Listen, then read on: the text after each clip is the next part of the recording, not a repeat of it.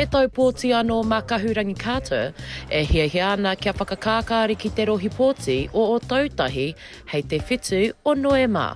This election, we are attempting something that no Green has ever done before, which is to win the Christchurch Central electorate seat. I hunuku mai ia ki Ōtautahi I te tau 2021.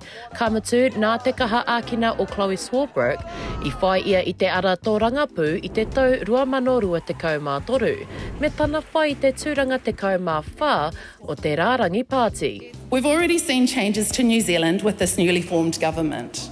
The result is an unwinding and an unpicking of years of progress with real impacts. What does this mean for New Zealand?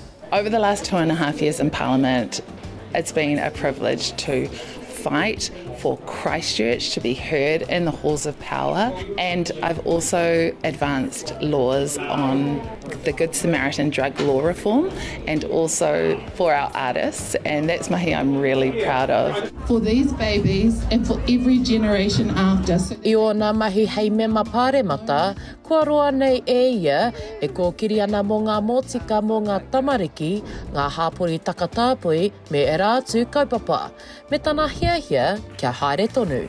I have advocated for food sovereignty, local food systems, kids in care and survivors of the Royal Commission, as well as our disabled communities, and I'll keep advocating and fighting alongside our communities so that everyone in Aotearoa can live a good life. Ko te pātai inaia nei, mena e rite ana a Ōtautahi mō tētahi mema pāremata no te pāti kākāriki. Shakayla Andrews-Alapaki, Tahu News.